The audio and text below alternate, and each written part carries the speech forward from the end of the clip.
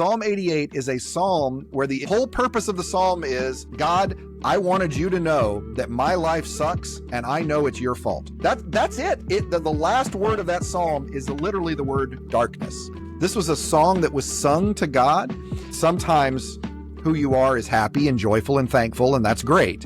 But sometimes who you are is bitter and frustrated and questioning and angry, and you know what? That's prayer too. One of the things I love about Deep Space Nine to me is that in 1995, they were talking about dealing with terrorism and how much freedom are you willing to give up for the sake of security. This church has individuals from the far right Trump supporters all the way to the far left worship together in a congregation. Humans are supposed to be fruitful and multiply, that God desired humanity to co-create. What it means to bear the image of God means that even the sinful fallen line of Cain are able to contribute meaningfully to this world. Every human being has worth and gifts and has talents that they can meaningfully contribute to this world in beautiful ways.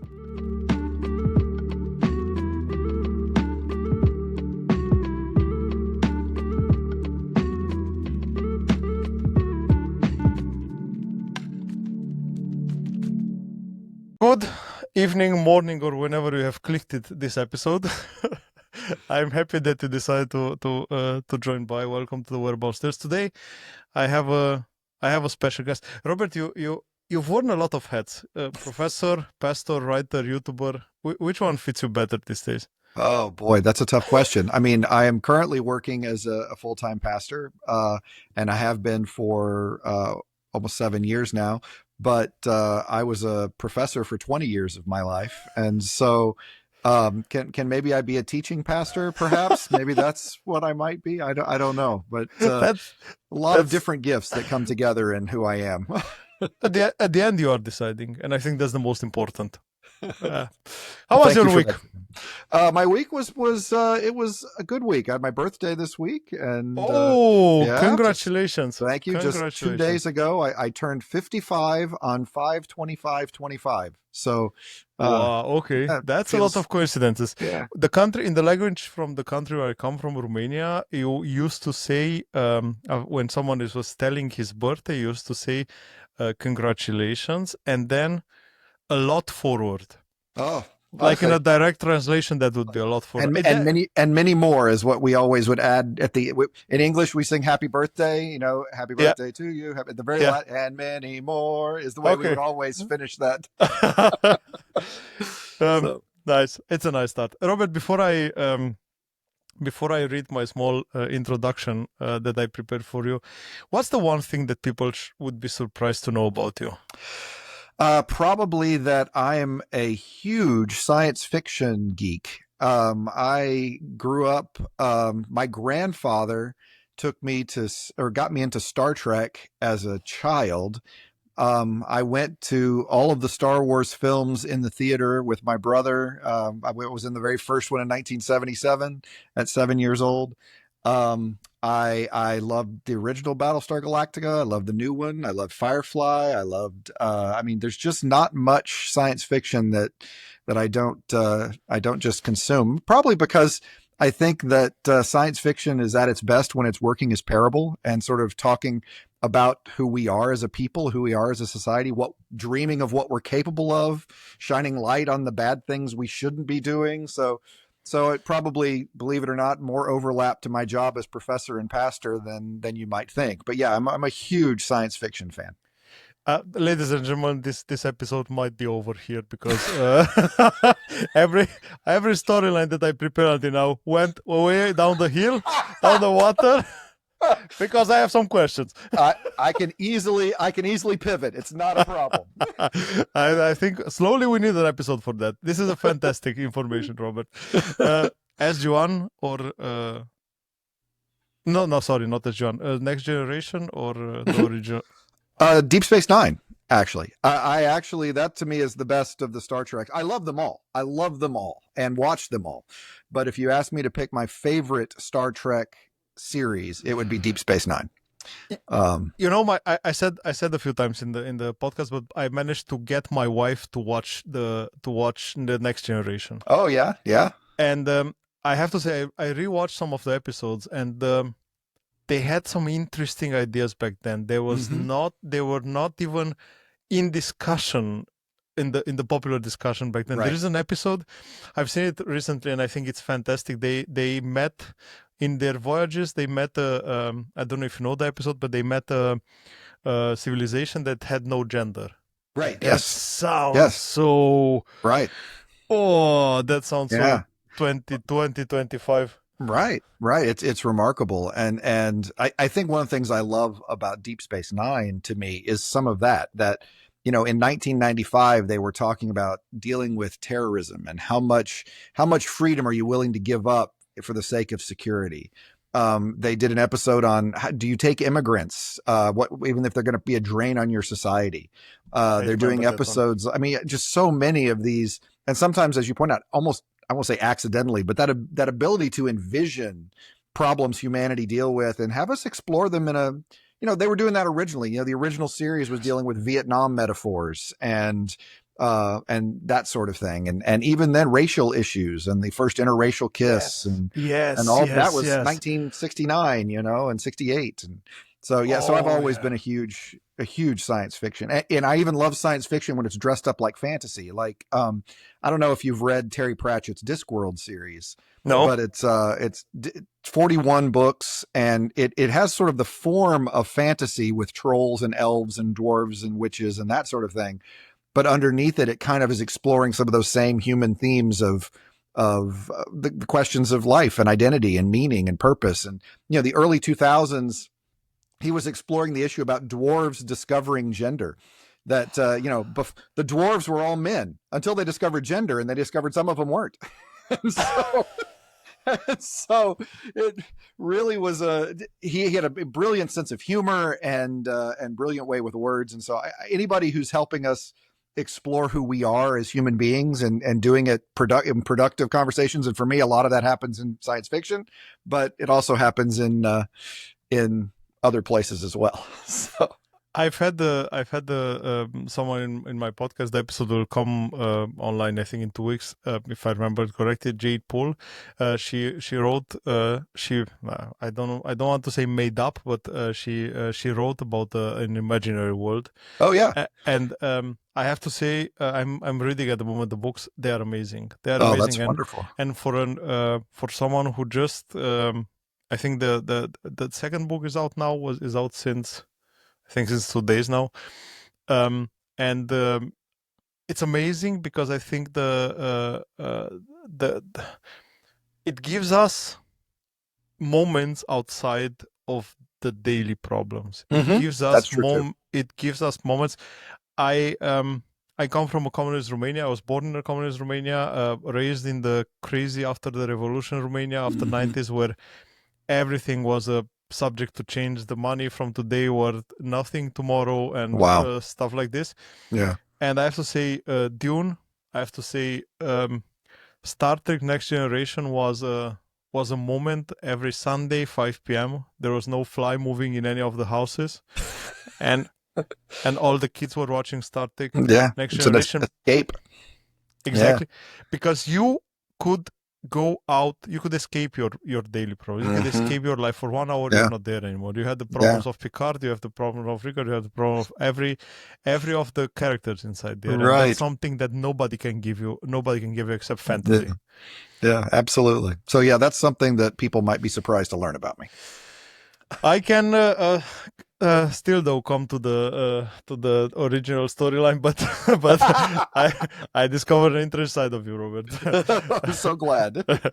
So my guest today, Reverend Dr. Robert Wallace. I keep asking myself if it's Dr. Reverend or Reverend Doctor. Reverend Doctor, technically. Okay, then. Yeah, you got it right. From the first one. Absolutely. As I said, pastor, professor, Psalms enthusiast, and probably the only guy that can quote both the Bible and the Godfather, and now Star Trek Next Generation. That's right. In the same breath. He's written a Prism of Song, which takes the ancient book of Psalms and turns it into a surprisingly fresh and relatable guide to the Old Testament. Mm-hmm. Robert also published Preaching during COVID tide, proof that even preaching to empty pews can still hit home. Robert, welcome. Thank you so much for having me, Paul. I'm so happy to get a chance to speak with you. I would still, though, try to go a bit back in time and tell me, how was it growing up? Where did you grow up first? That would be an interesting question for me. My father was employed in the auto industry. He was from Eastern Kentucky, which in the United States tends to be a very rural, very impoverished region. And in that area, your options growing up are to work in the coal mining industry, maybe become a teacher, or move to Detroit and work in the auto industry. And so my dad... I just want to say Detroit. Sorry for interrupting you. Yeah. He moved to Detroit and worked in the auto industry there. And so I grew up in the city. My family was all from the mountains. And so they often made fun of the way that I talked. And my own family teased me about that because the dialects are very different. Although normally my accent is seen as the more neutral one, and the mountain accent is seen as the more impoverished and rural one, but my own family would tease me because I wasn't like them, right? But I grew up, I was born in Michigan. I joke about the fact that I was born and raised in South Detroit, and my wife is a small town girl. So Journey's song, Don't Stop Believing, works incredibly well for us. Yeah. But I moved to Indiana when I was 9 and sort of consider Indiana home. That's where I went to high school and started college. Finished college in the state of Mississippi, where I met my wife.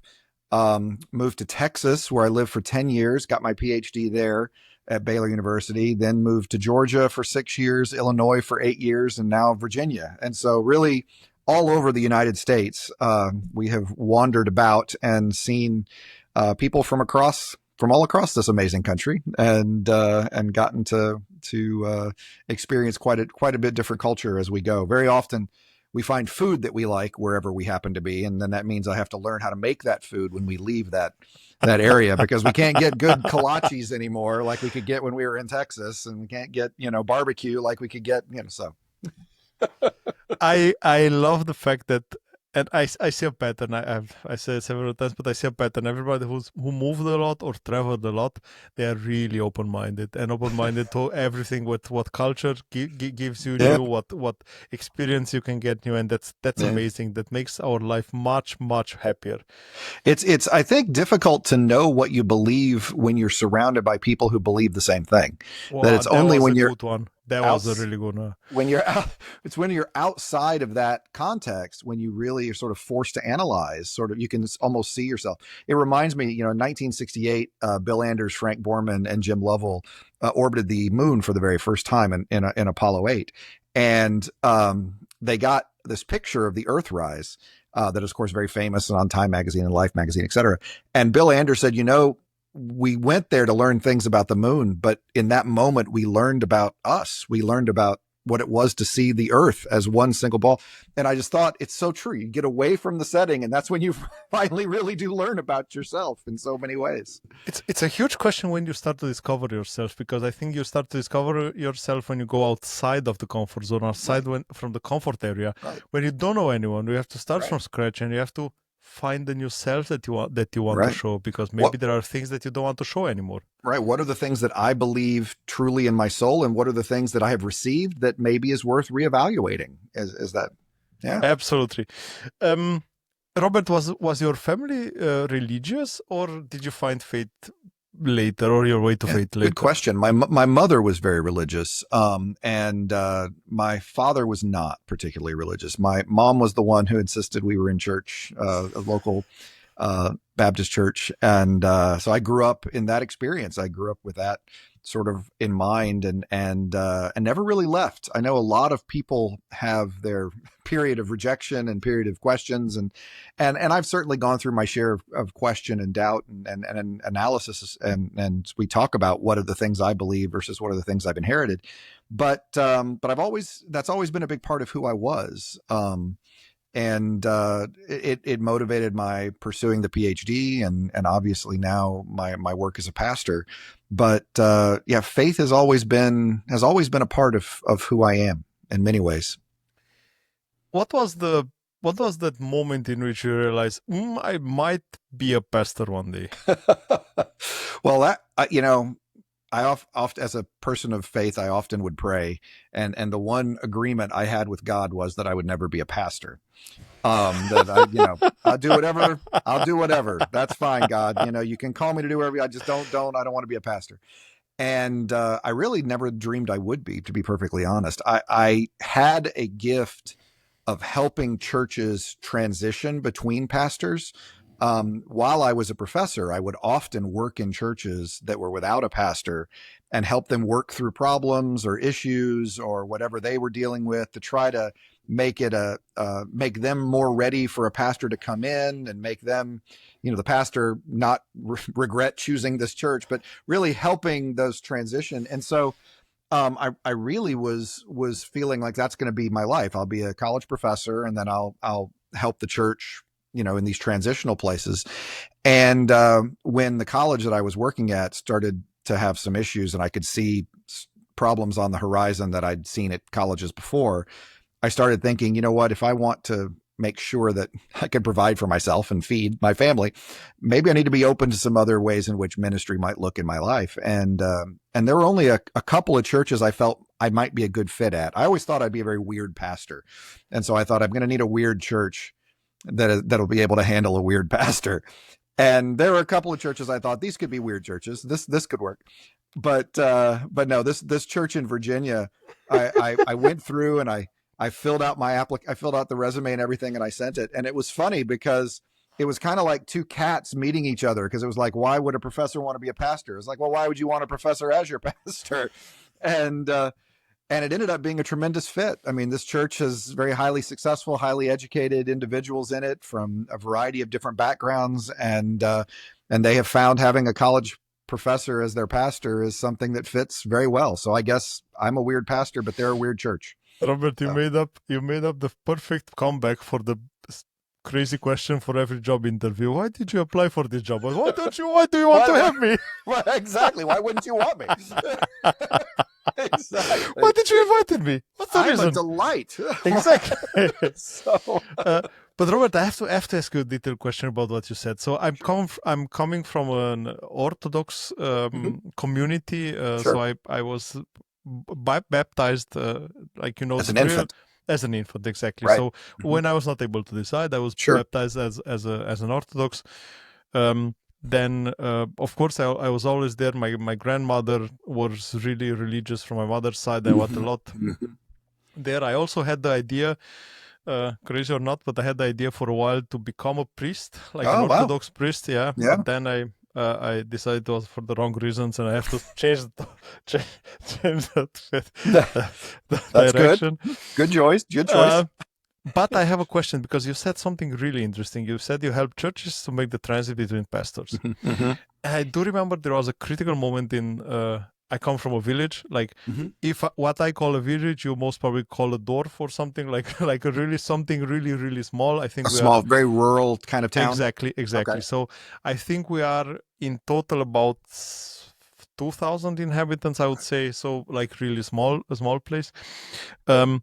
And there was the priest. There was the priest there for I think 25 years, and he died. And his son was on the way to become a priest, and everyone in the community would have accepted him because it was his son. Sure. But then, of course, the bosses of the churches decided, no, he's still not ready. He will not get the place there, and they sent a different one. And man, I want to call it hate. The hate that happened there. I somehow got in connection to the new priest, because he was an extreme good guy and extreme cool guy, and I was back then having a small company in my village, giving internet to the people, because it was early 2000s, so internet was not something really big yet. Sure. And I went to his home to install the internet connection for him, and we had a really nice chat. He was a really nice guy, young guy, and said, guys, you have no idea. So when they come and they knee in front of me, I see the weapons. I see the weapons pointing at me. And now I come and say, okay, do you usually do that? Do you have a transit period? Like, I see that it makes sense, but how do you organize this? How do you plan this? it's different in different Christian groups, because obviously with Orthodox Church, your church, the local parish, didn't have a say in who was coming to be the priest. Exactly. In my tradition, I grew up Baptist. Each church is autonomous, and so an individual church decides who comes in and who doesn't.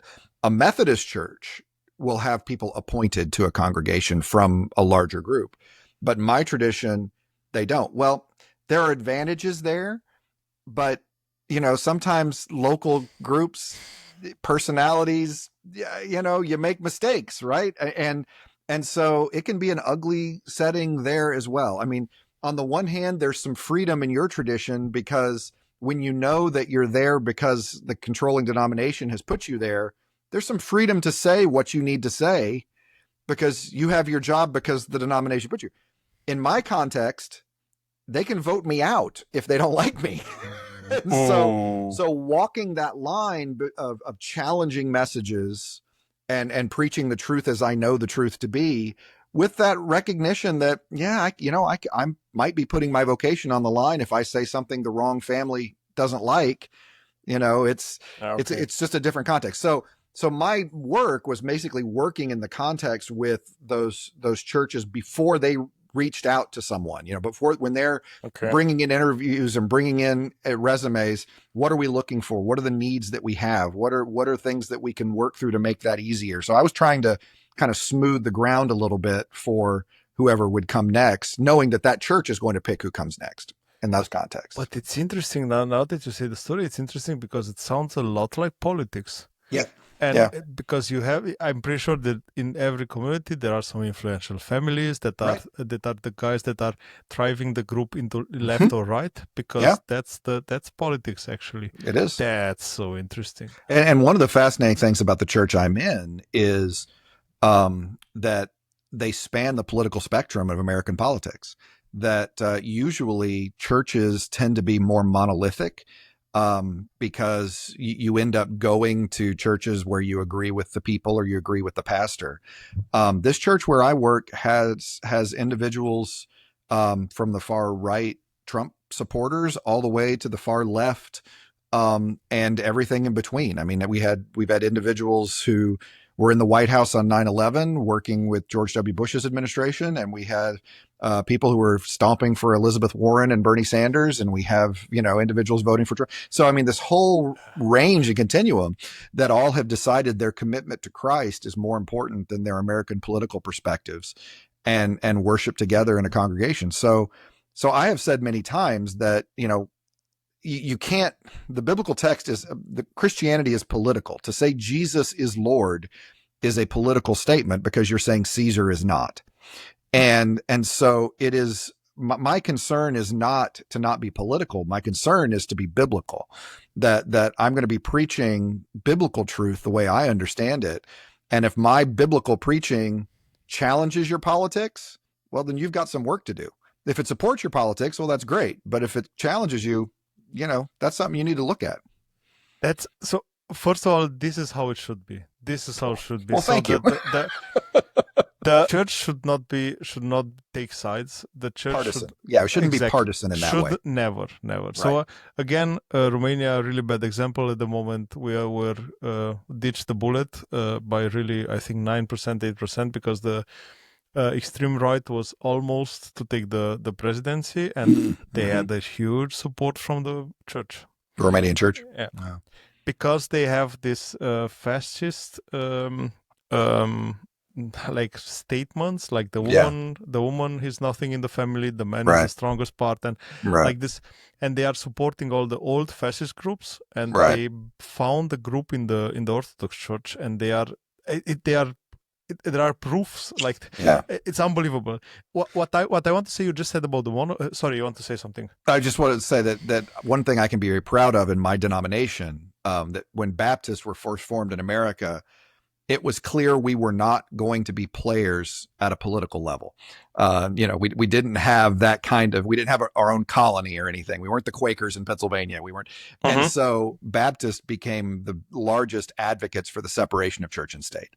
And a guy by the name of John Leland, a Virginia Baptist pastor, is the one who made sure that the no establishment clause is in the United States Constitution, that Congress shall make no law. That is it. The Second Amendment is there because of a Baptist pastor. Now, unfortunately, many Baptist churches have become very political. Evangelical churches have become very political, and I can't imagine a Baptist church in Texas is having a political rally for a presidential candidate. John Leland's rolling over in his grave.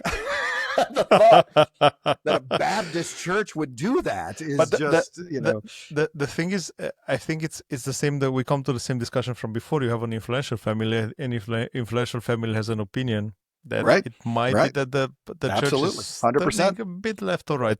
Yeah. I want to say something about the monolith, the monolithical side of the church, which I find quite interesting, because I only know Romania from church. I live in Germany at the moment. Here is different because you pay church tax directly from your salary, so you have nothing to say. But Romania, it's interesting because they are central organized, and it's a crazy money printing machine. Wow. Yeah. Wow. They pay no taxes. Yeah. And there are a lot of research done. They take a lot of bribe for appointing priests, for appointing bishops, for appointing like big position in the church. They do a lot of let's say quirky business with different companies to have some benefits there, and this decentralization of it makes it really, really bad. That's why I in this moment, seeing the experience of the Romanian church, I say, I think the monolith, the independent church is far, far better. Yeah. Right. Right. Of course, the challenge there is you can only do what that church can financially support. Of course. Of course. So it's my church has our budget, and we have limit what we can do and the good we can do based on our individual contributions. Which makes it really, really interesting, because it makes you more aware of the money that you are spending. It makes you more aware about the purpose of the money that you are spending. But it also makes me more aware of what I'm saying in the pulpit, and will that cause problems that people will stop giving? Right. Exactly. Exactly. Yeah, that's true. It's a give and take. But it's an interesting discussion. I think it's again a philosophical discussion. Yeah, I didn't know we would have a discussion on church polity when I got together here. This is amazing. I told you I have a lot of useless knowledge that nobody is interested about. We share that in common. And whenever I find someone that I can exchange some philosophy opinion about things that nobody cares about, I'm so happy. Well, I'm glad we could provide that. I think that's the reason why I have this podcast. That's right. That's exactly right.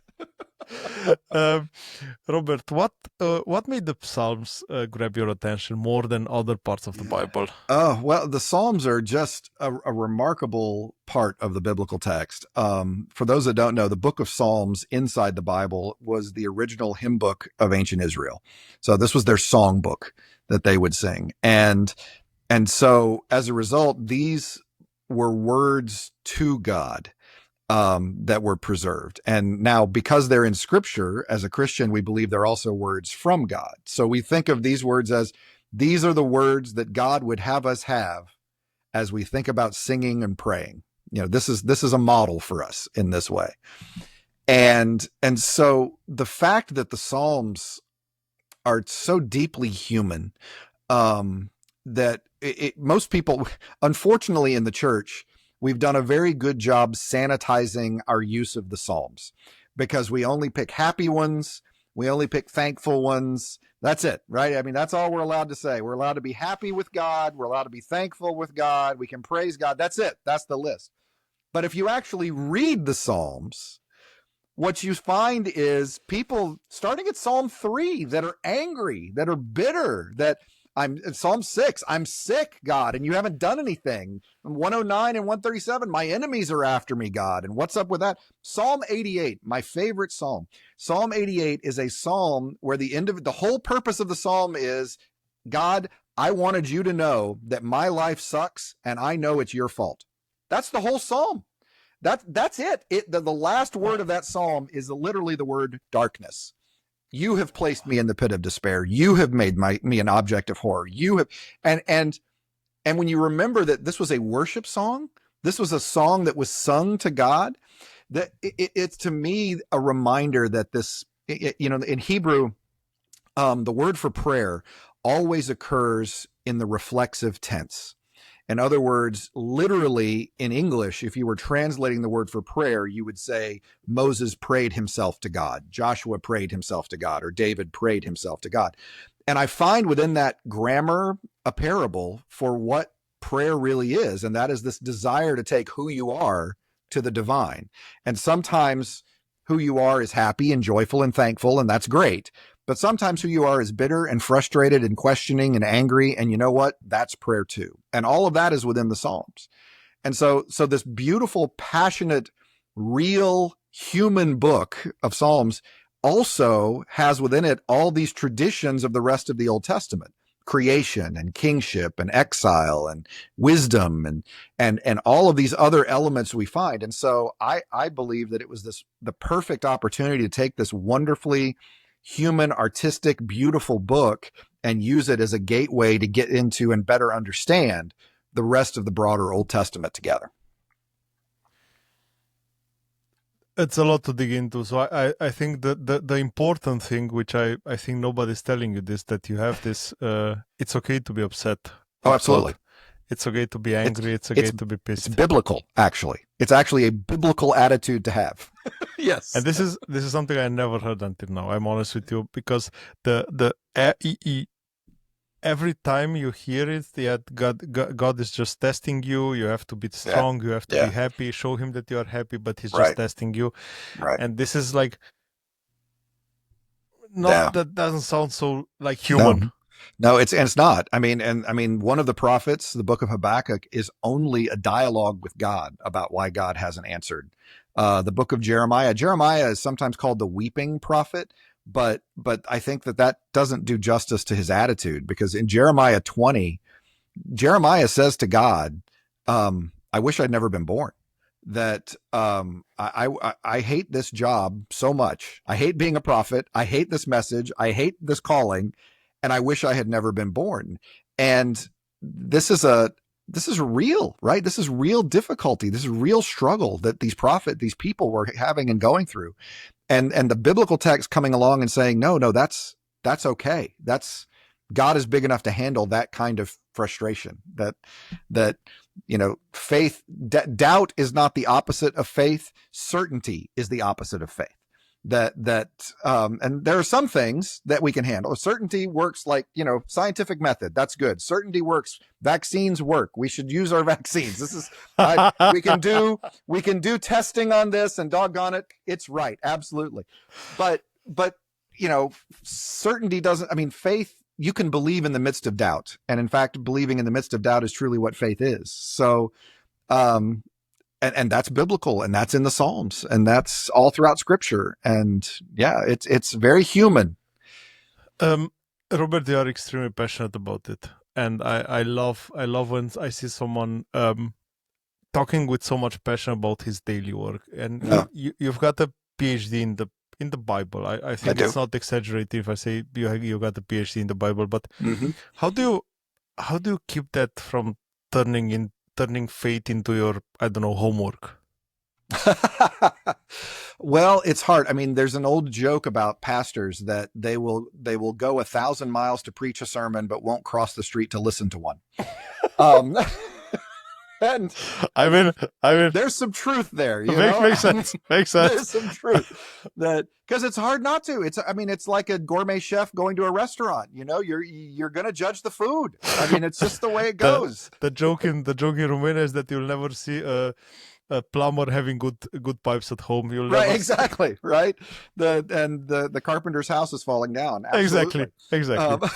It's so, but it is something that gives me great joy. And so a chance to share like this, obviously my energy level goes up. The chance to share in the pulpit, the chance to share in a classroom setting. The chance to help people see. A friend of mine years ago said the definition of good teaching is, I love this. Let me show you why. And that's, I found that to be the case in my life. I love this. And let me show you why. It's shown me a God that was bigger than I was shown as a child. It's shown me a world a Bible that was more real than I read as a child. It's a world that needs speaking into that I never heard in my life, and transformation. I mean, little things that I never picked up on before, right? Every week, when I was growing up, we would pray the Lord's Prayer, right? Our Father, who art in heaven, hallowed be thy name. That within that prayer, right? Thy kingdom come, thy will be done on earth. And it's like, how could I miss that for all those years? That the desire God has was to see this world transformed into a place where we genuinely were loving one another, taking care of one another, lifting up one another.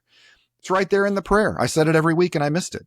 And so to discover that in my life and to have the scales fall from my eyes, and I get excited and I get a chance to talk about that and challenge people with it and say, look, this changed my life.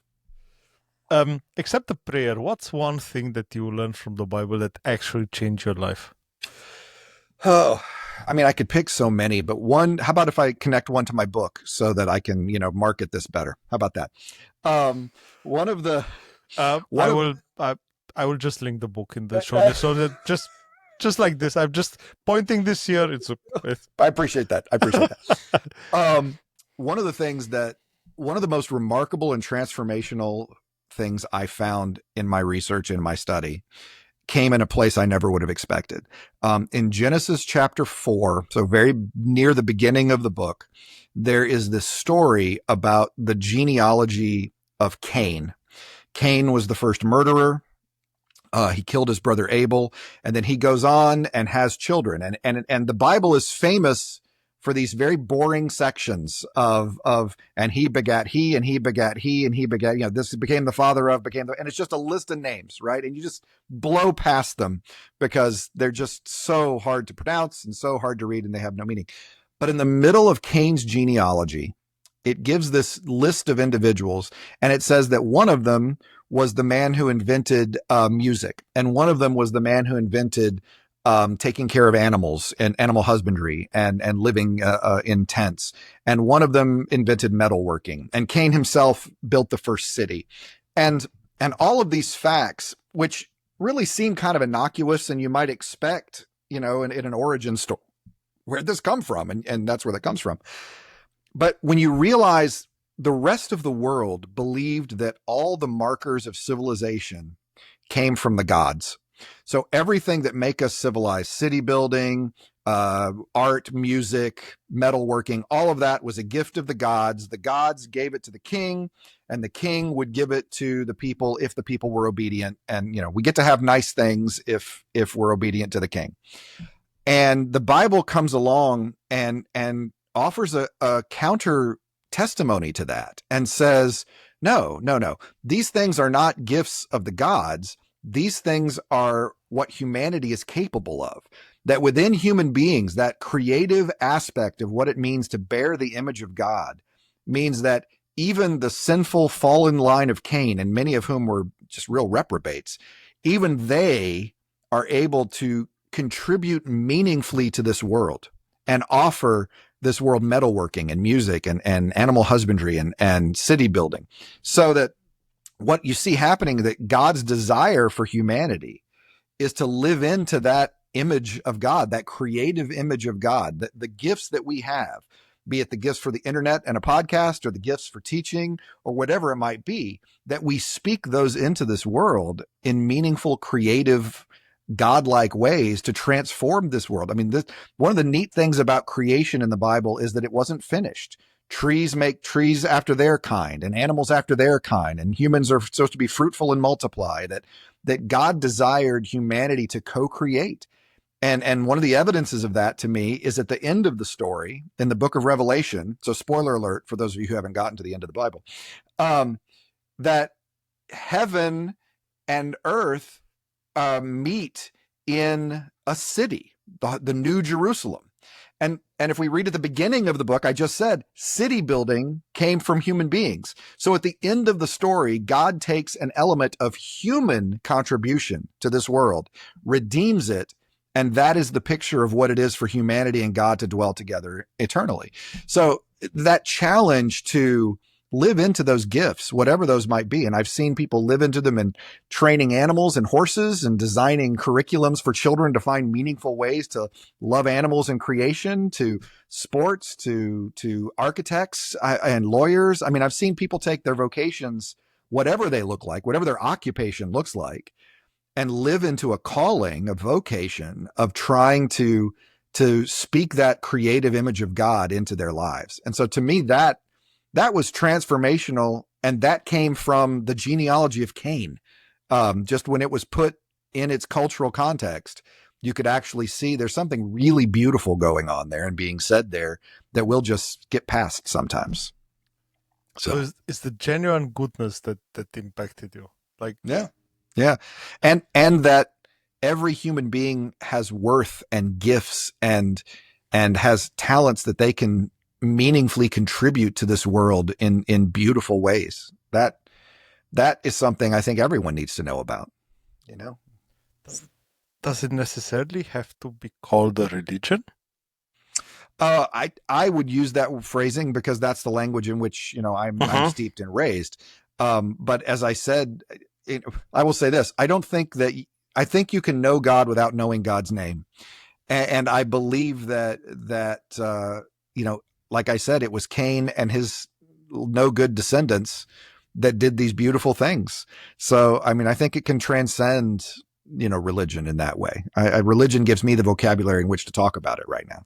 This is so much different than the things I know from the Orthodox religion. I have to say, I'm impressed. Thank you. You talk, and you're doing it at the moment, but you talk about flipping the classroom. How do you flip the way people see the Bible? How do I flip the ways people see the Bible? Well, I think that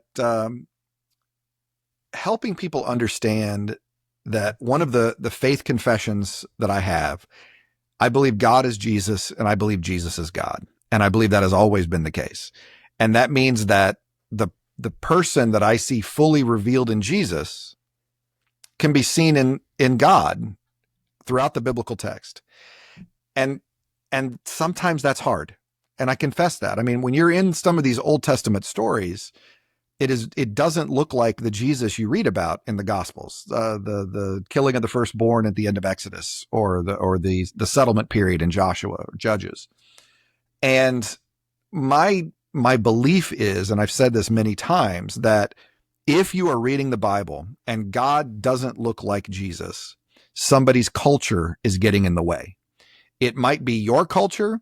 It might be the ancient culture. It's probably both. But when we peel back that culture, in other words, I don't believe that God is a patriarchal, misogynistic bully. But I also recognize. Thank you. We'll pause for a moment. I'll take. It's the Orthodox Church is hating you now. Yeah, I know.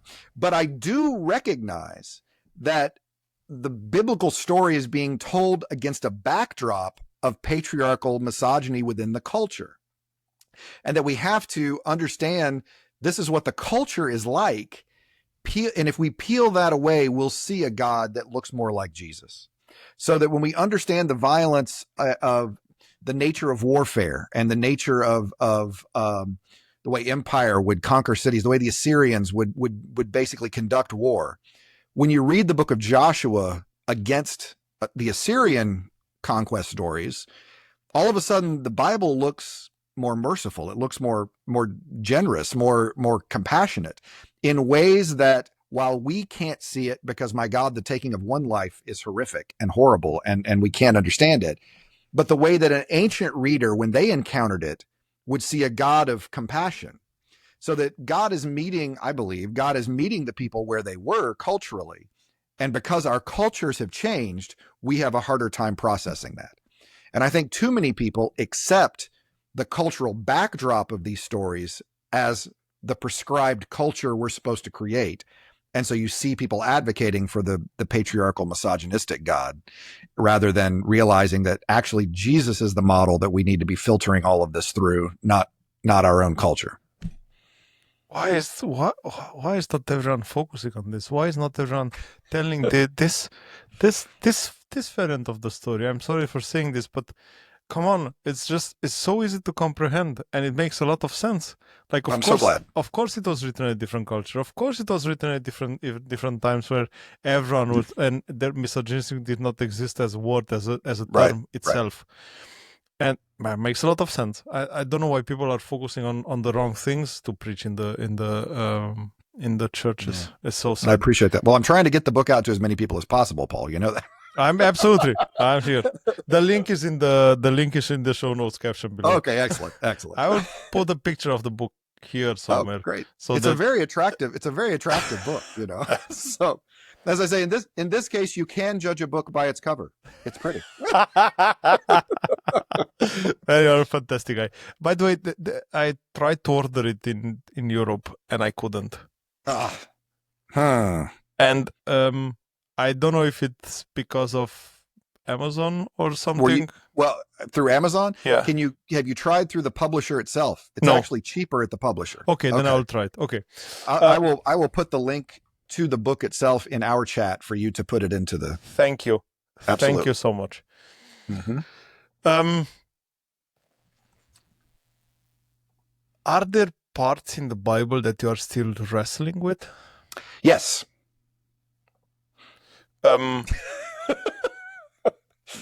Would you like me to tell you some? No. I want to ask you, because of the way in which they were written, or because of the content? Probably the content. I have, as I just said, I am at peace that God is Jesus and Jesus is God, and this has always been the case, and we misunderstand it because of their cultural telling of it and our cultural reading of it. But the one place that I bump up against it, there are a couple of places, and I've made my peace with the conquest narratives, and you can see that in the book. And I've made my peace with Pharaoh and the Israelites in the book of Exodus. And I still think that there are ways in which you can see God there that looks like Jesus. The one book that causes me problems still is the book of Nahum. There's an attitude of celebration of the violence that is hard for me to reconcile. I have grown to find some peace with the book of Nahum. It's interesting because these are two books nobody ever reads, Paul. So, I mean, this is just nobody knows the book of Nahum. Exactly. Never heard about it. I'm honest. Exactly. There are two. I'm sorry, but you managed to keep me interested. So. Okay. The book of Obadiah and the book of Nahum, two very small books in the Old Testament. Both of them, the focus of the book is external. Israel's enemies are being destroyed, and in both books, that destruction is being talked about. In the case of Obadiah, it's being talked about in sort of a regretful way, that sense of, you make these decisions and you live with them. I mean, don't do the crime, you can't do the time kind of. I mean, just a real sad kind of, you should have done better. It's too bad. I'm really sorry about this. Destruction is coming, but in fact, the book of Obadiah has one of the clearest expressions of karma you'll ever find. Obadiah verse 15 says, as you have done, it has come back upon your head. You know what? That's what happens. So that's fine. I'm okay with Obadiah. Nahum is celebrating the destruction of the Assyrians, and it's doing it in the mouth of God in ways that make me uncomfortable. Because it's the same message. It's the same message. It is, people are treating you the way you treated them, which means you're being stripped naked. You're having human excrement thrown at you. You are being paraded in the streets, and your destruction is being celebrated. And everyone claps their hands at your destruction. That tone of sorrow is missing. And that tone of celebration has bothered me for a long time. Now, I have come to believe, I'll tell you how I've made some peace with it. I've come to believe that the book of Nahum, that the audience, because I used to teach the book and I would say the audience for the book of Nahum is the people of Nineveh. But I'm starting to think it's not. I'm starting to think the audience were the people of Israel. And that message being that if the Assyrian Empire, with its money and its wealth and its resources, can't escape judgment, what possible hope do you have? If you're this small little country, I mean, if God will not be mocked by the empire that was unstoppable for 400 years, why do you think you're going to get away with it? I think that's the message of Nahum. I think it's more satire, if you will, than it is straight causing the problems that I was reading. But I don't know. I mean, it's one that I still wrestle with. I mean, that was your original question. Exactly. The scriptures I still wrestle with. That's one I'm going to wrestle with. Yeah. Then I will flip a bit the question. Is there a part which is self-explanatory, people are overseeing it, or they don't get enough attention? Yeah. The Sermon on the Mount. Matthew chapter 5-7. Where Jesus talks about what are the characteristics of the people who are in the kingdom of God. They are people who love their enemies. They pray for those who persecute them. They turn the other cheek. They don't take advantage. They're humble. They blessed are the meek. They hunger and thirst for justice. They want to see this happen. There's I can't remember who first said it, but I've heard people say many times that one of the biggest problems with the American church is that they read the book of Revelation as literal and the Sermon on the Mount as symbolic. When they need to, they need to flip that. And so that is one to me that the interpretation is obvious, right? I mean, what would Jesus agree to starving children? Would Jesus agree to gun violence? Would Jesus agree to throwing bombs on people? I mean, nobody asks, what would Jesus do? Because we know the answer to that question. Of course, Jesus wouldn't do that. And so we have to twist it around and hide it into some bullying, misogynistic Jesus that doesn't look anything like scripture. But no, Matthew 5-7, that's what people in the kingdom look like. And nobody likes it. So we just mark it out of the Bible. I had to smile when you said, what would Jesus do? Because I don't know if you know the TV series, The Young Sheldon.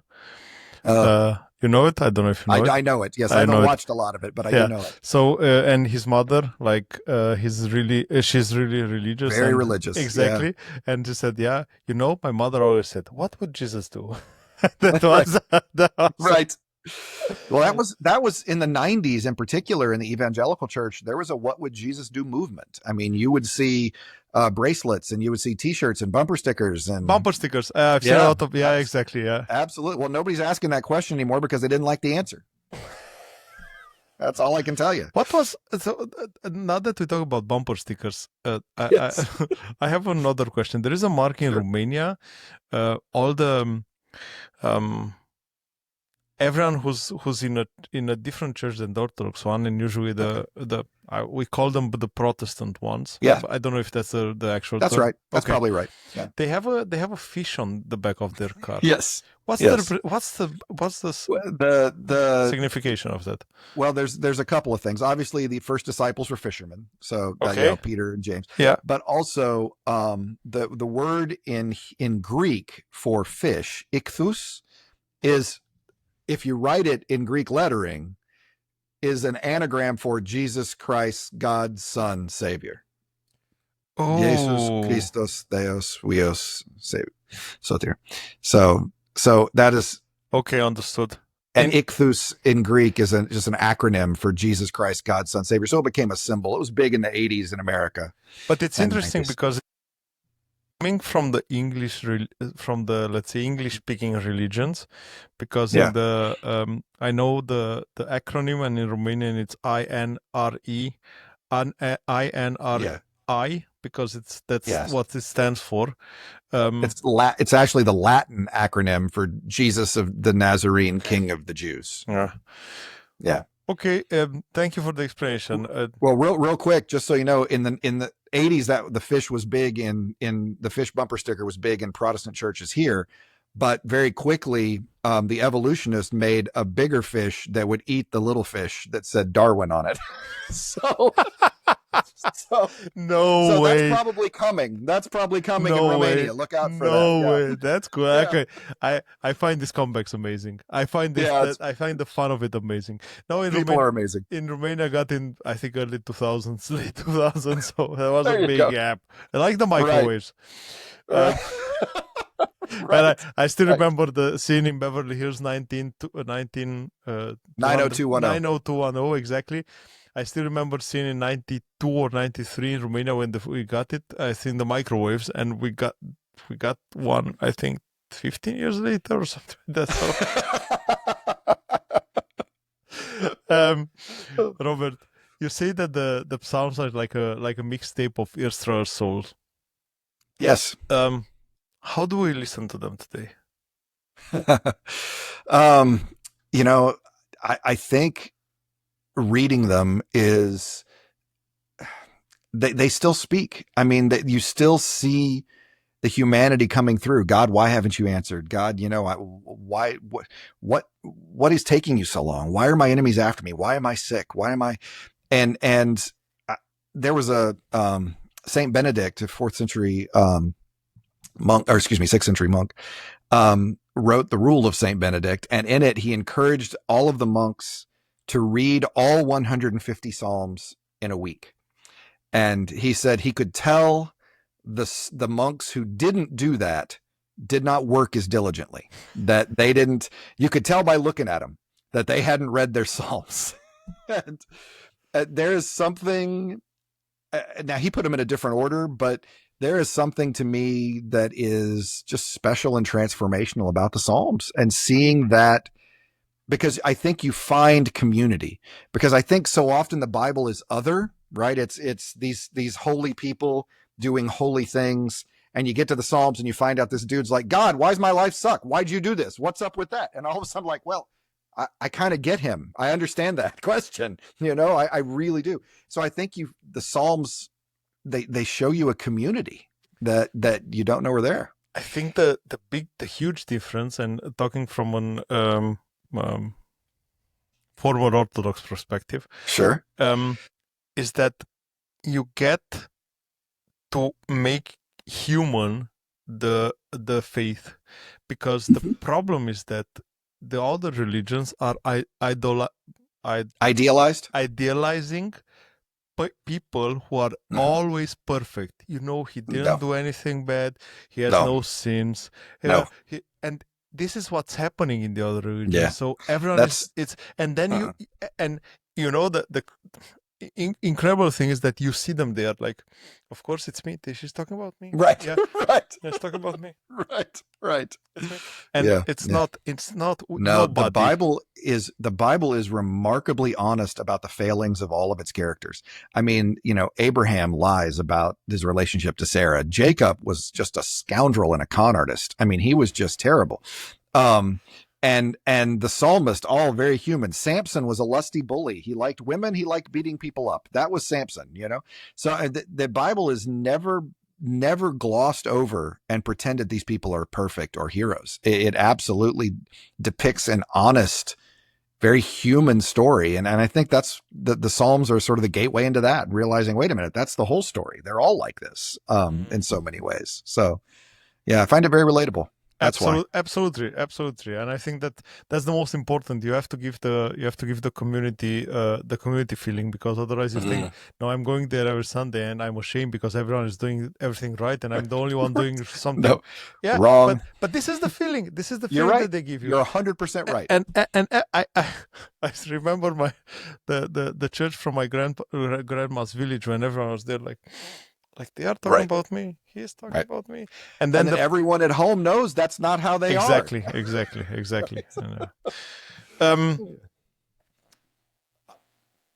Most probably completely unrelated to what you said, but I remember one thing. I think you said about the monks that had to read the Psalms. Read the Psalms, yeah. And I remember I've read. And it has to do with discipline, getting the sense of community, and with get your discipline done there, because that's why makes you work really thoughtful. And I think there is a bit of religion in most of the stories, and I think it depends of your belief. If you are in Asia, when you believe in Buddha, it doesn't matter. We talk about the same. It's only a name difference. My perspective only. There's a book which is called Chop Wood, Carry Water. You know, I don't know if you know it. I know the book. I know of the book. I don't know it, but the book is amazing. The book is the perfect definition of why we should be humble, why we should stay there, do our thing, be disciplined, and the results will come. You don't have to. You have to try to jump out of the herd. You just stay there, do your chores, do your stuff, and everything will come. The book is amazing. I have to know that. Yeah, thank you.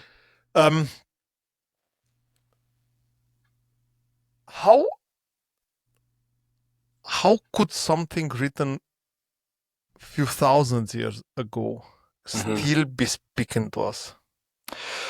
I think because people have always been people. I find that to be the case, that we just as human beings, we haven't changed that much. And, you know, if you look at the message of the prophet Amos from 2,700 years ago, and his concern is that the rich are exploiting the poor and not paying them fair wages and gaining rich out of, getting rich because he's cheating the people, right? The book of Hosea, it goes to some things you were talking about. Same time, 2,700 years ago, the book of Hosea, the people are like, look how God has blessed us because we are so wealthy. And Hosea says, you are wealthy because you have cheated people. You have put your thumb on the scale.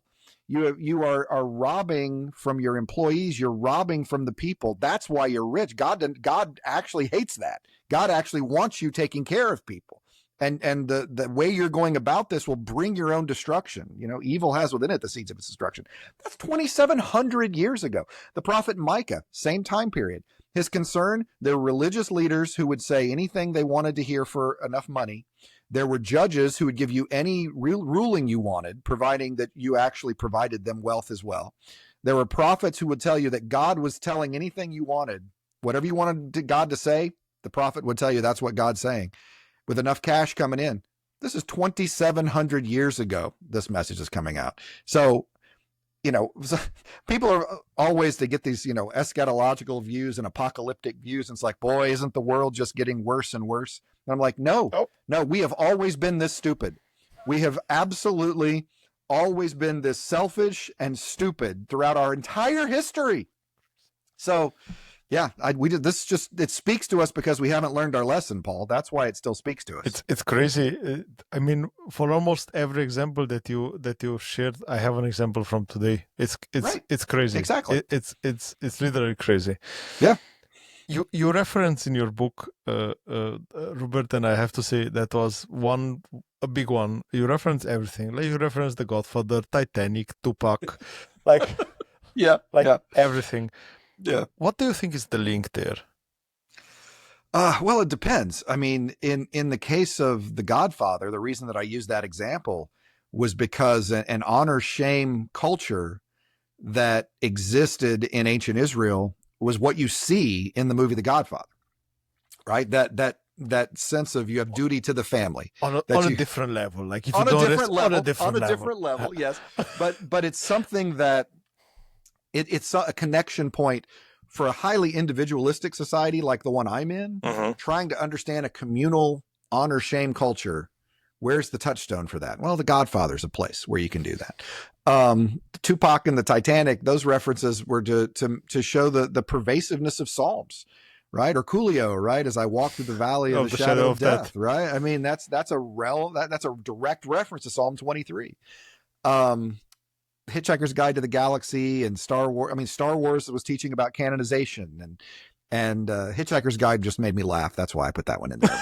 But I love honesty. I love it. I just love it. It is there are so many. For me, teaching is helping people. The good teaching is making the familiar unfamiliar and the unfamiliar familiar.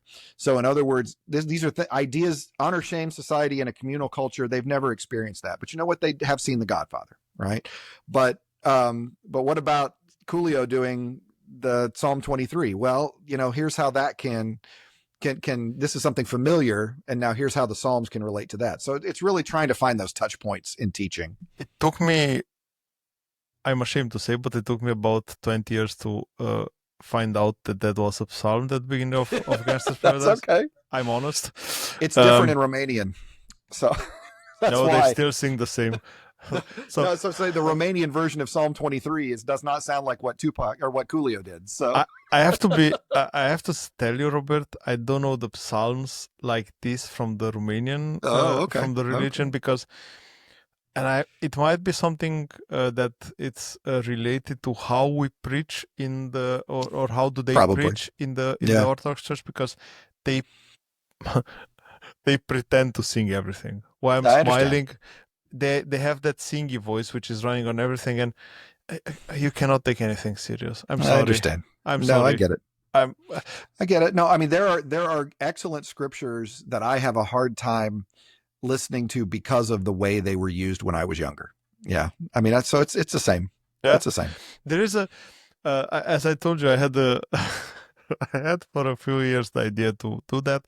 My cousin who was he's smaller than me. He's 3 years smaller than me, and he was actually kind of a priest helper inside the thing. Yeah. He was walking behind him, giving him the candles. Sure. I don't know, some stuff like this. Altar boy. Exactly. And he was a lot in the church. And there is a translation. I was with him in the choir above the church, because there is a place where usually the young guys were sitting.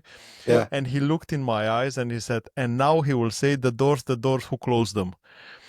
And he actually said exactly the same in Romanian, but it sounds so unnatural just because you pretend you are singing those lyrics. Right. Just say them naturally, because they I don't know, they are you have a better feeling. Right. Yeah. I'm going a lot to the Orthodox part. I'm sorry for this, but I that's cannot... no. You know what? Helping you process the religious trauma you had growing up. That's no problem. Exactly. I'm happy to be here for you, Paul. It's not a problem. Thank you so much. And it's free for me. It's free, right? And I'm a pastor, so. Do you think is there any kind of danger in making this ancient text too modern? I would want to find ways to translate the culture so we can understand it. I wouldn't want to change the text. I mean, so as I said, it's easy to remember that we need to translate the language because we don't read Hebrew and we don't read Greek. It's harder to remember that the culture needs translating. But even so, I mean, some people do that well. The Message translation is an English translation that was done by a single person. And his goal was to modernize the language and make it contemporary. And the danger for some was that you lost the regal, mysterious kind of feeling of the language because it sounded too conversational. And so on the one hand, I think that's good that the Bible is accessible and we can approach it. I still think the Bible is special. And I wouldn't want to lose the specialness, but I will say that if I'm willing to compromise that if it means that I don't have to translate the translation. If it means that people actually read it and understand it, I can probably live with it being a little more common than magical. Do you think the translation took away the magic? It takes away the sound of you were just talking about, right? The sound of the Latin for some people in the Catholic Church. They don't understand it. They can't speak Latin. But when the scripture's read, it sounds, different and otherworldly and special. And it kind of brings a sense of awe and a sense of wonder. And on some level, that's good. I mean, having a sense of respect. But on the other hand, I think it's more valuable to understand it. Yeah. At the end of the day, I do. For sure, but I think for some people, it's easier to accept the things that you cannot understand. Oh, 100%, right? Yeah. No, it's also easier to dismiss the things. Yeah. Even easier. Yeah. But on the other side, you can also question better the things that you understand. Yeah. I think that Mark Twain said it best. He said, I am not bothered by the scripture that I don't understand. I'm bothered by the scripture that I do understand. Yeah. And that's why I said people understand what love one another means. They just don't want to do it. It's easier to hate. What's your the last one on the Psalms? But what's your go-to Psalm when somehow you feel that the life is tearing apart? Ask that one more time for me, Paul. What's your personal go-to Psalm when life feels like it's falling apart? Psalm 88. Yeah, Psalm 88. The one I was talking about earlier, it's funny because all of the moments of lament in the Psalms always have a moment of trust. And so the psalmist will be singing and they'll be, my health is bad, my enemies are after me, life is terrible, but there's always a moment of trust. There's always a moment where the psalmist says, but I know God has heard me, but I know God will deliver me, but I know that my Savior still stands. Psalm 88 is the only one that doesn't. Psalm 88 doesn't have a moment of trust. It doesn't have a moment of hope. The only thing it says to God is, O Lord, the God of my salvation, incline your ear to my cry. In other words, listen to me. All it asks of God is listen to me. And then he goes on and lists what's going on. I'm overwhelmed. The psalmist doesn't even ask God for anything. It's not heal me, help me, save me, nothing. It's just listen to me because life is hard and you've done this and you could do better.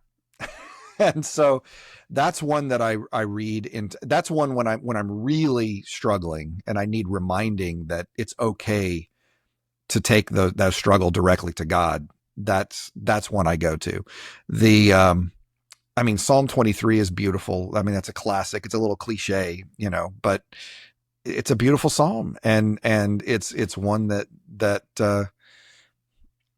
Psalm 150 is one that, it depends on where I am, right? Do I need hope in the midst of the world falling apart, or do I want to find camaraderie in the midst of the world falling apart?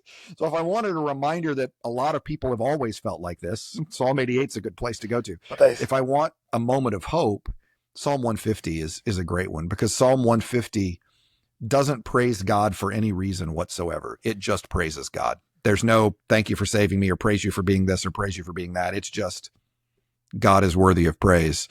And it's that one is one that gives me hope too, because it's a faith that I look up to, one that can be obedient even when there's nothing in it for me, a person that can be, Jesus wasn't on the cross for what Jesus got out of it, right? The Abraham followed and proved that Abraham would follow without being rewarded, and Habakkuk and Jeremiah and Job. And so Psalm 150 is another one that reminds me that the highest form of faith is a faith that can believe even when it hurts and when it costs.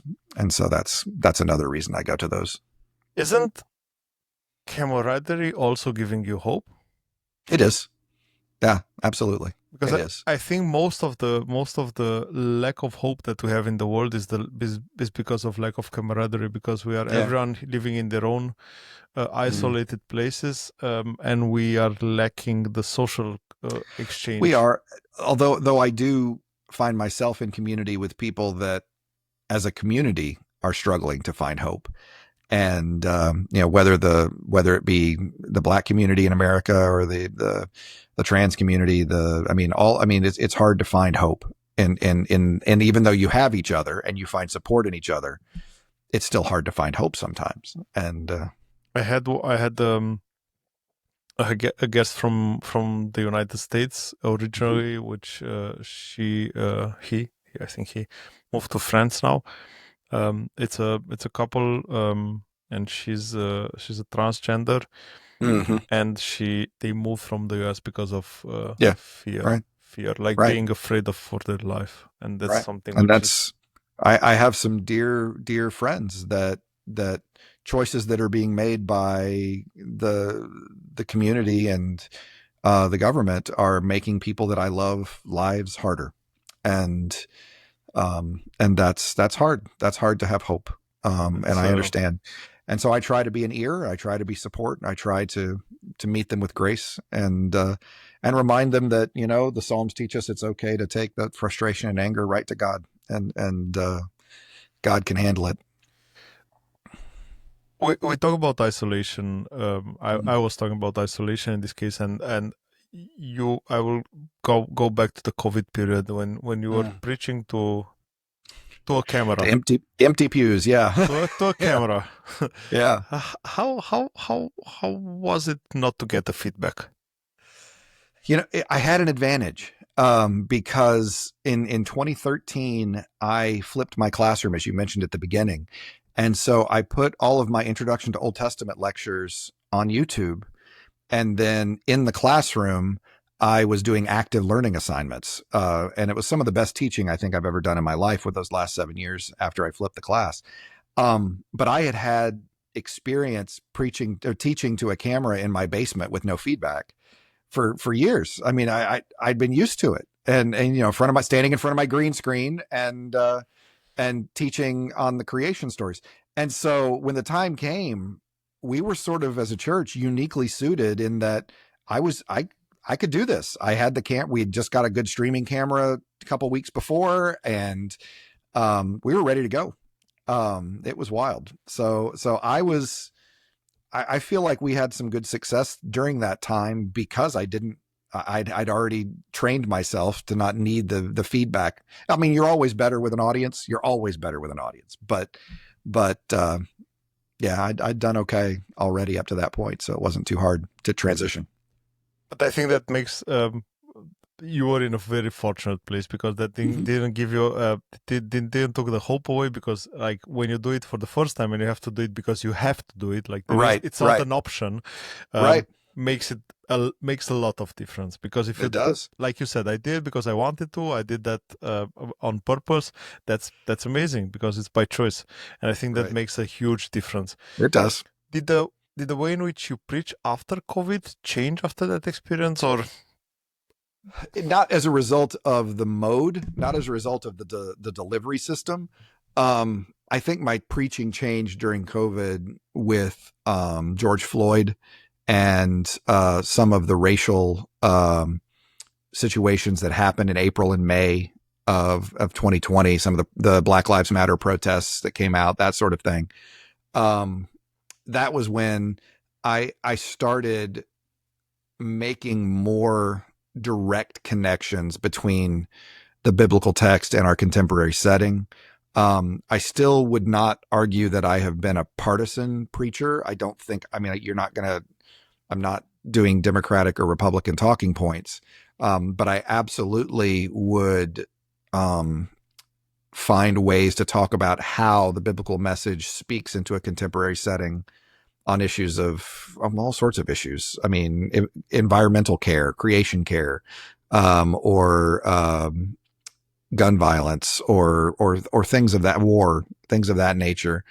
Um, I I had hoped that my preaching up to that point laid enough of a foundation people could understand how to make that leap.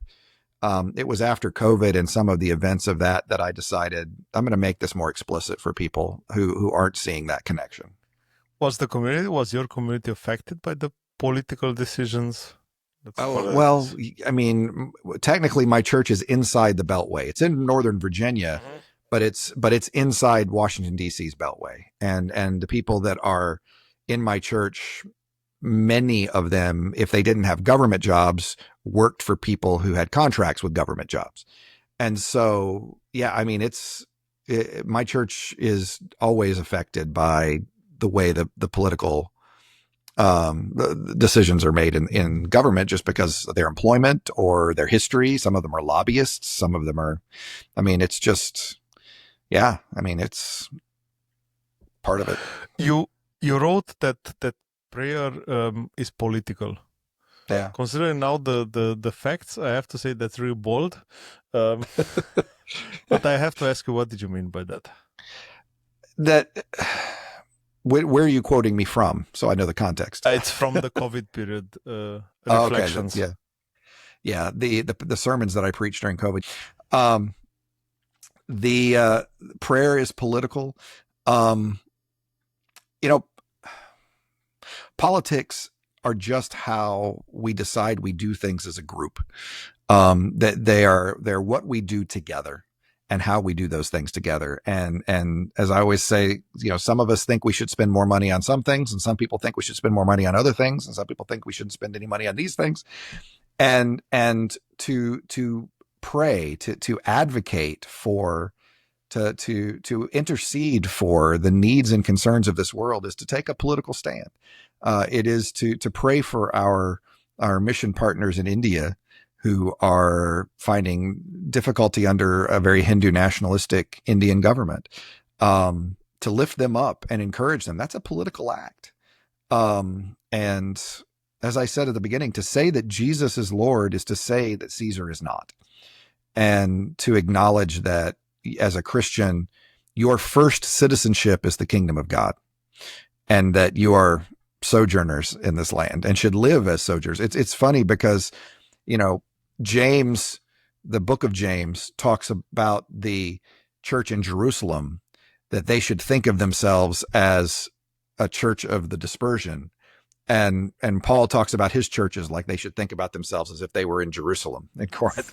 And that sense of that you need to understand that you should think of the world in broader senses. That's a political way of thinking, to lift up the underrepresented and take care of and try to bring justice to those who find injustice is the only thing they have in the world. It's a political act. And so, we are deeply political animals. We just use our politics for good or evil, I think.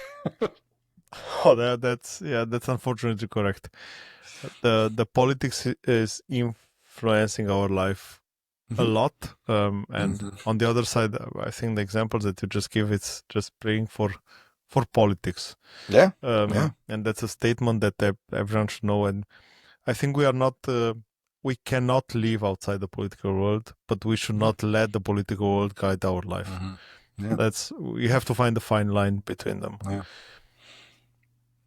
Finding ways to allow I would argue ways to allow the truth of Scripture, the notion of justice and humility and taking care of the least of these, that guiding our politics. I think we could do worse than letting that guide our politics. That's what I'm saying.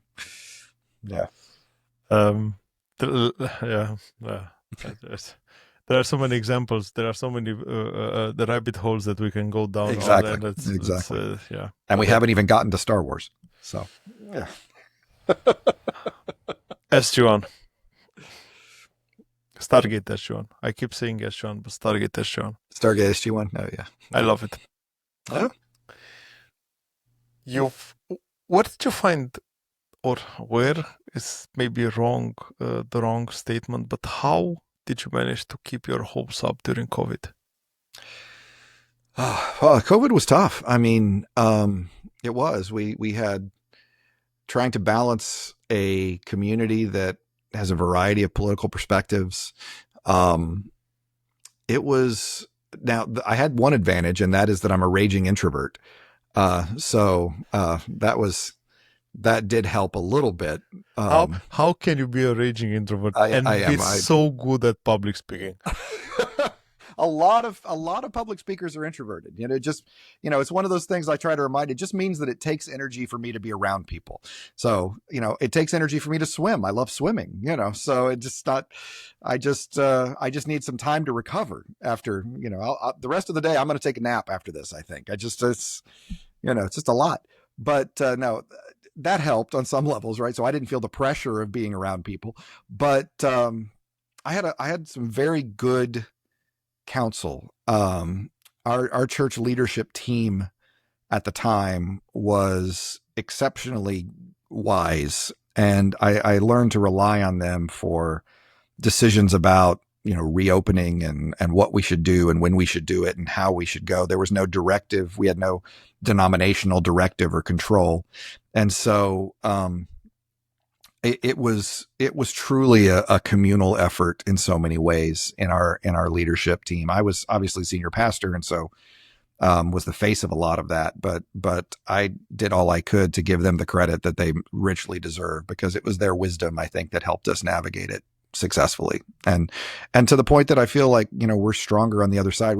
We still have faithful worshipers online in Illinois and Tennessee and Norway. A couple of Norwegian worshipers, Sunday afternoons, they eat dinner and then sit down and watch our worship service. And so even still. There's someone who's taking advantage of the time difference. Exactly. Robert, you've written a lot of books on a lot of topics. You've written on racism, politics, Casablanca. Yeah, true. Even Discworld, which I find it interesting. How do you find the time? I always feel like I should be doing more. I never feel like I'm doing enough. I try to find, when the inspiration hits, I try to go with it. I mean, whenever, sometimes that's 10 o'clock at night, sometimes that's 10 o'clock in the morning. It doesn't happen at 10 o'clock at night as much anymore.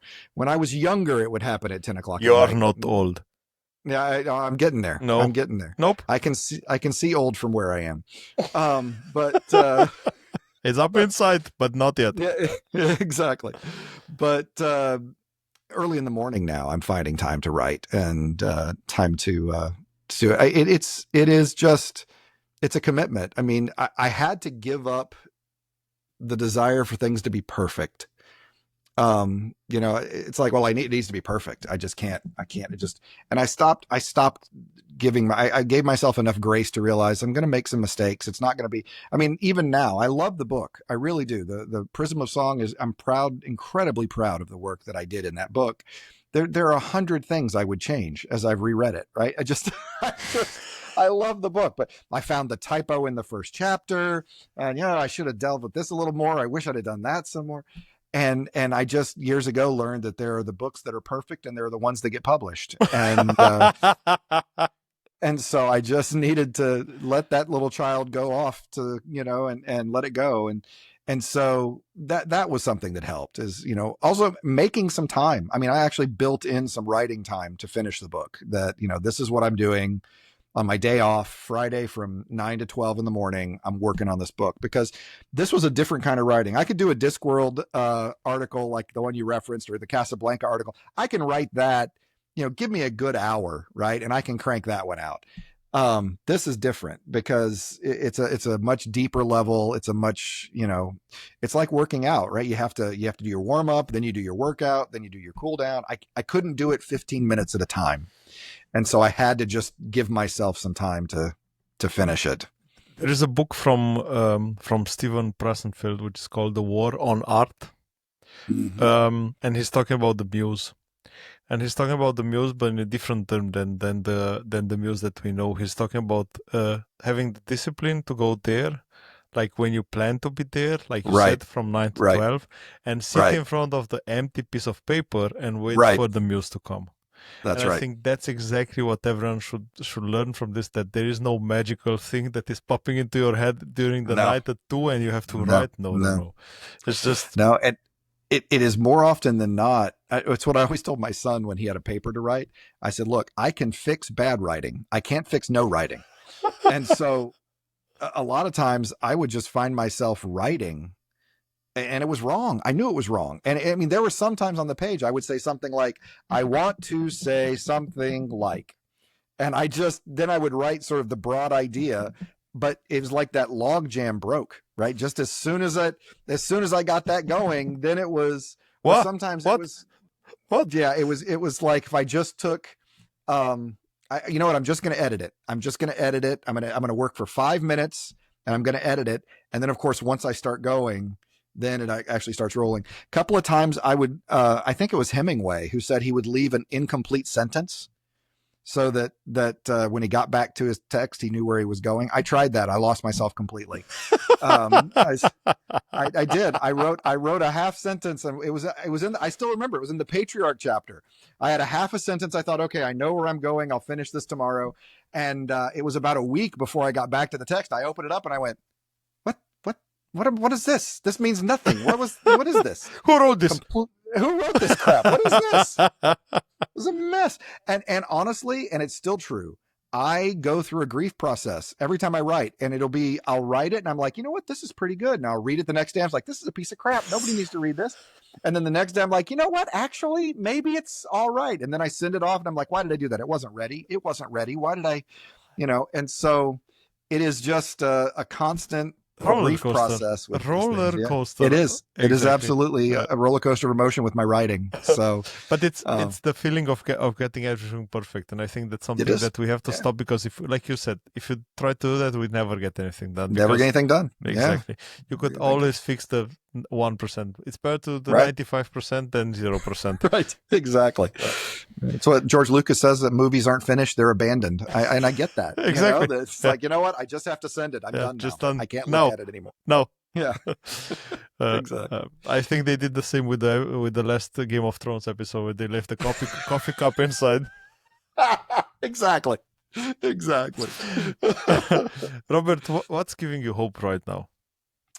Oh, what gives me hope? There are people that I know that have every cause to be more hopeless than I, and they have hope. This past year, I did a certificate in peacemaking and justice from the Palestinian perspective with Bethlehem Bible College in Bethlehem, Palestine, and was introduced to Palestinian liberation theologians, Palestinian Christians, Munther Isaac, and some just remarkable individuals. And one of them said to me that despair is the luxury of the privileged. We still have work to do every day. We have to get up every day. We have to work for the world that we want to see every day. And we can't sit and be despair because there's work to be done. And so, when I look at them and I see them, these Palestinian Christians in Gaza that are dancing on Palm Sunday, these children spinning around with palms and dancing on Palm Sunday. And, it's hard for me not to find hope in them and learn and hopefully find a little bit of grace of God that can spill off on me and splash off on me from them swimming in it. That's where I find hope, in those communities that know more suffering than me and still see a better tomorrow. Was really strong. I have to say the fact that I love this quote. I cannot really pinpoint to anyone, but the worst thing that ever happened to you is the worst thing that ever happened to you.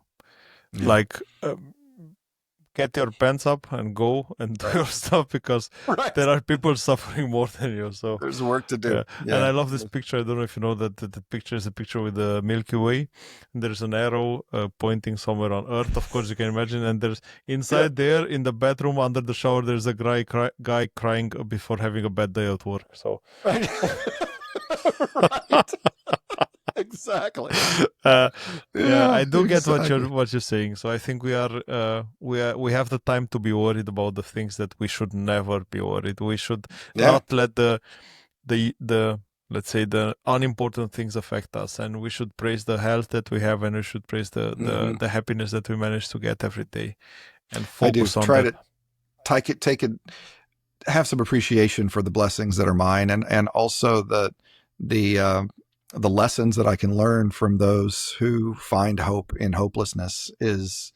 That's important for me to listen to those communities, especially those like the Palestinian Christians who are part of my church. I mean, they confess the love of the same God that I do. And they are, it's just a terrible situation right now. And yet they get up tomorrow and try to work for a better world. And so that's a lesson for me. Yeah. Hard topic.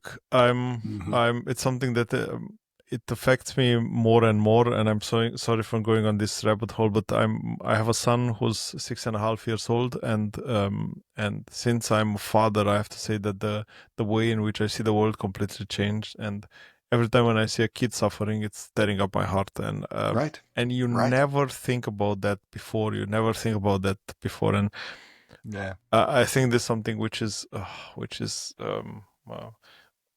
don't know if you know Metallica Enter Sandman.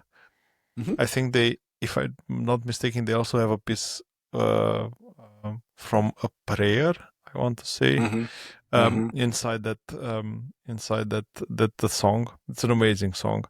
And there's a small kid there who, or let's say there was a video on YouTube with a small kid praying for himself with that piece of the song, because he was going through surgery. And then when you see something like this, you realize you don't have any problems. Everything that you have is useless. It's just right.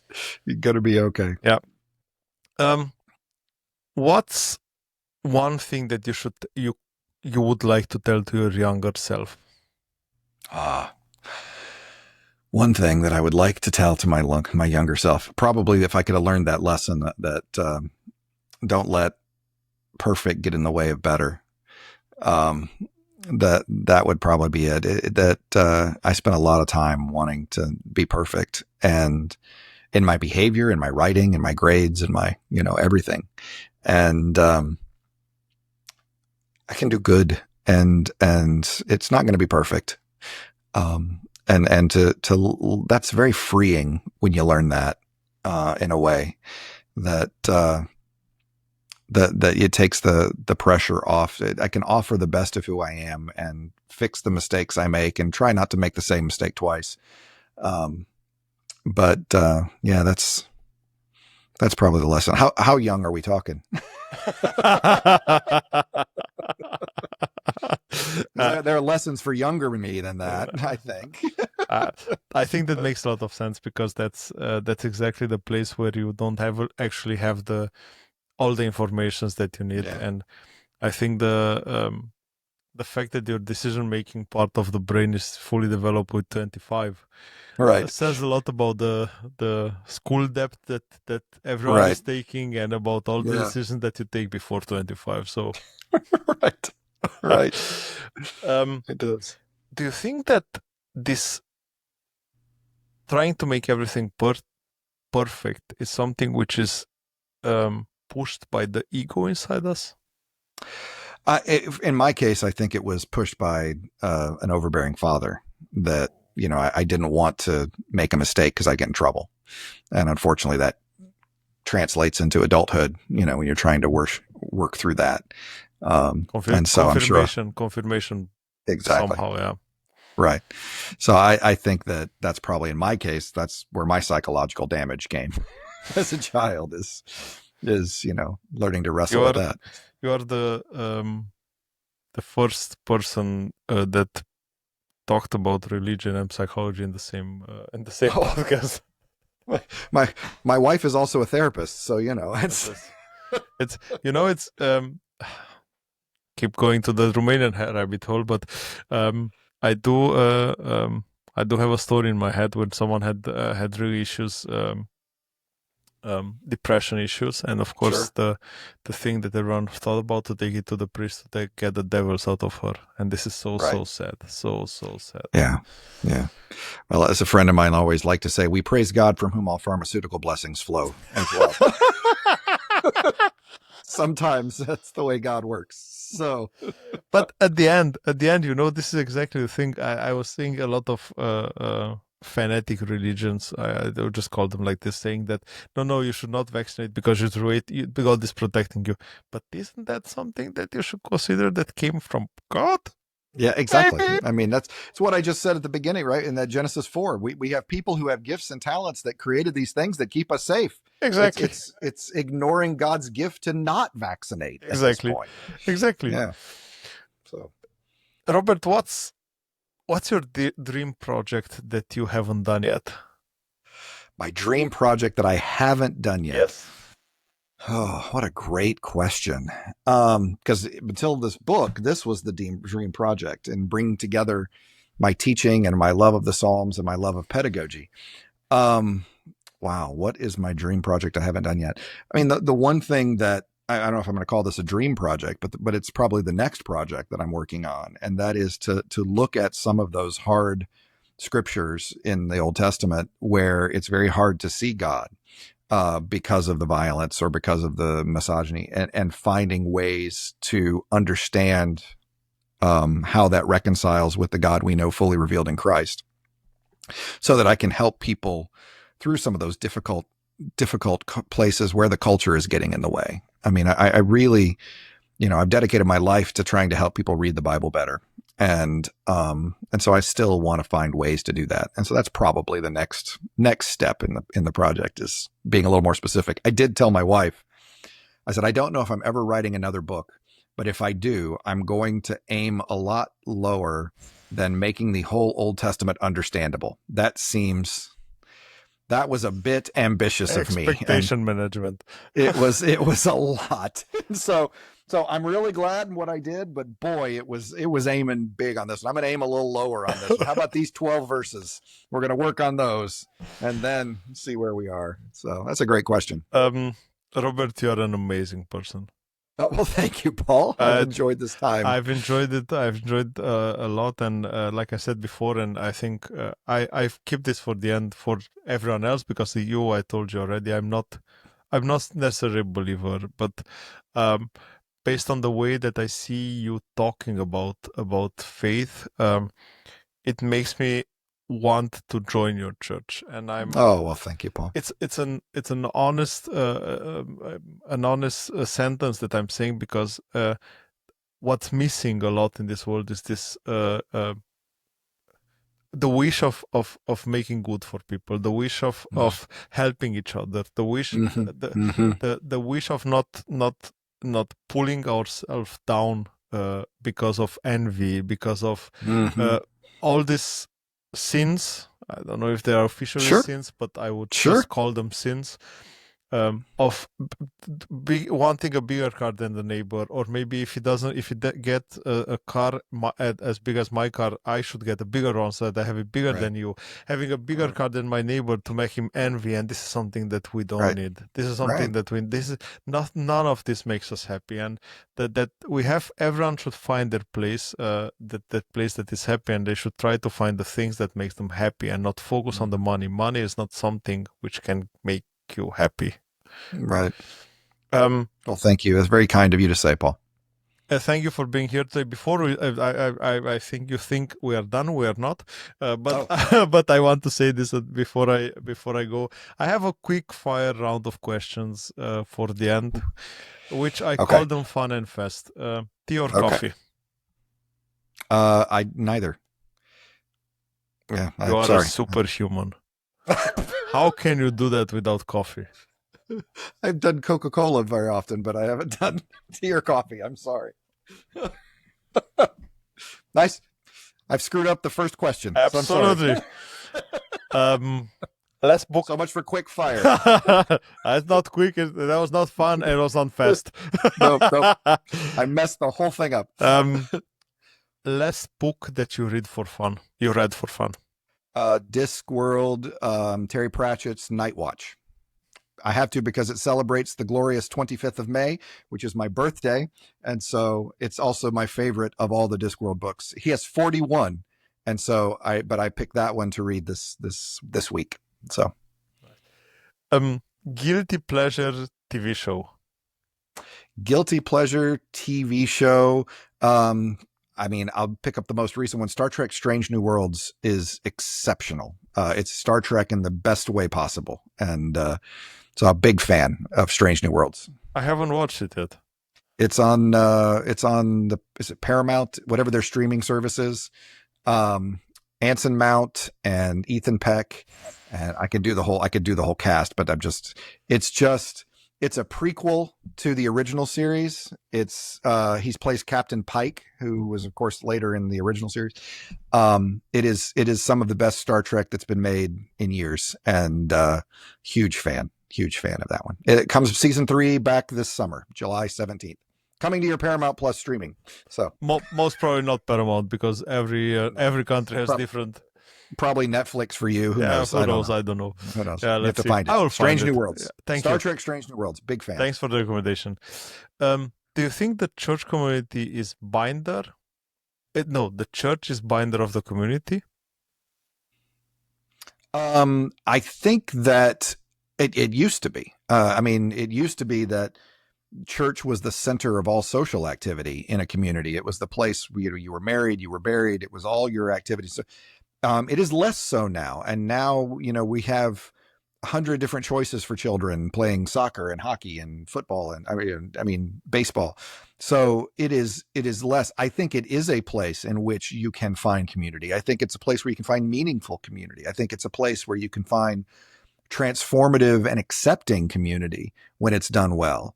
But I think that it's finding where I would see it as an important alternative community that is absolutely the center of my life. I think in practical terms, it's learning to find its place in community rather than being the binder of it like it used to be. I see it a lot from a European perspective. I visited the US last year, and I've seen how somehow the complete countryside, cities, small cities are focused around the church. Like also geographically and physically, everything is going around the church, and the church is in the center of the city. Yeah, it used to be that way in America as well. Yeah. That's interesting. In symbolic ways and in practical ways. Exactly. Yeah. No. I think on a lot of levels, the priest or the preacher or the pastor is more important than the mayor or the local community. It should be like this because it was giving the direction of the place. I want you to finish one last sentence. The world needs more compassion. Where have we lost it? When we change the focus to self, when my life is more important than your life, when we came to the zero sum game notion that if you have something, it means I've lost something. And the notion that we can both have and both lift up one another. And if I'm looking out for you and I know you're looking out for me, then we're going to be a much happier community and a much healthier world. So yeah, compassion. How do you get rid of envy? How do you get rid of envy? Boy, that's a philosophical question. Yeah, it's a big philosophical question. I don't know the answer to that question.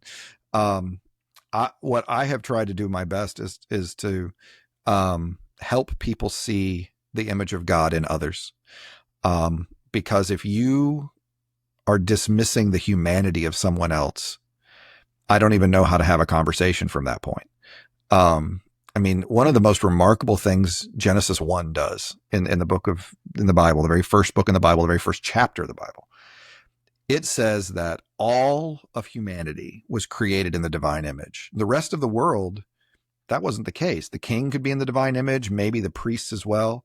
The Bible comes along and democratizes God's image. Every human being bears God's image. Every human being has a royal call to steward this world and take care of its creation and love it the way God loves us. And so that is if you can't see that in someone else, if you are dehumanizing someone, if you're talking about them as opposed to us, I mean, you've got to break that down or you can't have that you can't really even have a conversation then. Trying to help people see the image of God in others, I think, is the easiest way to do that. Robert, this was such a thoughtful conversation. I loved it. Thank you, Paul. For everyone who wants to go deeper, where they can find your books besides the link below of the books. I have a YouTube channel where I go through, some of them are hour-long Bible studies and some of them are 3-minute to 5-minute videos answering questions. So I can send you that link as well, and you can put it down in the link below. I'll start pointing too. You can put it down. The show notes description below. I learned it from the big YouTubers. Perfect. So yeah, I will put that in our chat. Do you have a link also for your Sunday? For the Sunday services? Yeah. Yes, I do. I can put the church YouTube link in there as well. So would be nice because I would add everything in the show note description. Absolutely, I will find it and put it in there. Robert, thank you so much for your time. Oh, thank you for your time and inviting me into your podcast. It was a pleasure, and I really hope that we can do this someday. I don't know if it's going to be on the next book. I don't know if it's going to be because you want to share something with the world. I would be more than happy to talk again with you. I'm happy to come just when you have a question as well that you want to talk about. I'll be a resource for you if you have a religion question. I'm happy to. That would be perfect. That would be perfect because that's it's good to have the options to have that. Yeah. I hope we can have a nice, safe conversation. Non-judgmental. We listen, but we don't judge. Absolutely. Robert, thank you so much. I'm wishing you a nice one. See you next time. Bye. Blessings.